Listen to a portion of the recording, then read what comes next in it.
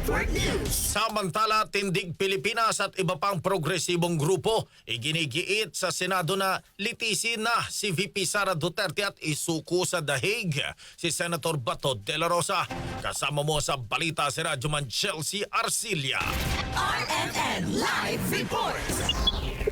Mariing ipinananawagan ng Tindig Pilipinas kasama ang Akbayan Party, Mamamayang Liberal at iba pa na huwag nang patagalin ng Senado at agad ng litisin si Vice President Sara Duterte at arestuhin na si Senator Bato de la Rosa. Ito ay matapos magtagumpay ang kudita sa Senado kahapon kung saan pinalitan ni Senator Alan Peter Cayetano si Senator Tito Soto III bilang Senate President bago pa man makarating sa Senado ang Article of Impeachment laban sa Vice Presidente. Kaugnay nito, sinabi ni Akbayan Party President Rafael David na malinaw ang intensyon sa biglaang paglitaw ni Senator Bato de la Rosa kahapon sa Senado.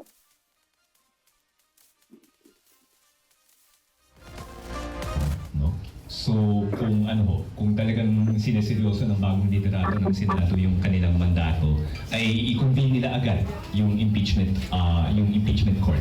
Pangalawa, ipakita ninyo na seryoso po yung pagdating sa usapin ng hustisya at usapin ng pagtatanggol sa kapakanan ng bawat Pilipino at mahalagang usapin dito yung karapatang pantao. Yun po yung issue ng ICC. So isurrender nyo po si Bato de la Rosa upang humarap na rin po siya sa proseso sa ICC.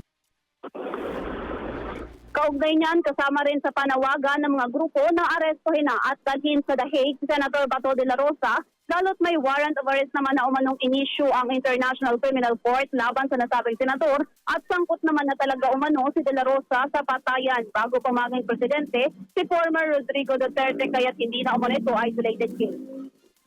Samantala, habang naman umano ng taong bayan ang patunayan ng bagong liderato ng Senado na gagawin nila ang kanilang trabaho na panagutin ang sinumang nagkasala sa batas.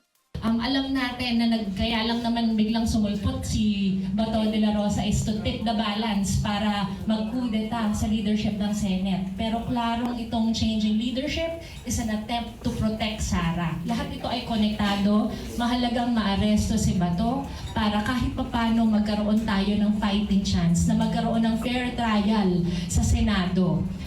Gayon pa man, ano man ang mangyari, ma-overturn man ang leadership ni Alan Peter Cayetano o hindi, klaro that the Senate has a constitutional duty to have an impeachment trial after the Vice President has been impeached in the House overwhelmingly with 257 votes. Samantala, ikakasanaman ng nasabing mga grupo ang malawakang kilos protesta alas 2 ng hapon bukas sa gate ng Senado. Kasama mo sa DZXL RMN Manila, Radyoman Chelsea Arcilia, Patak RMN. RMN Network News.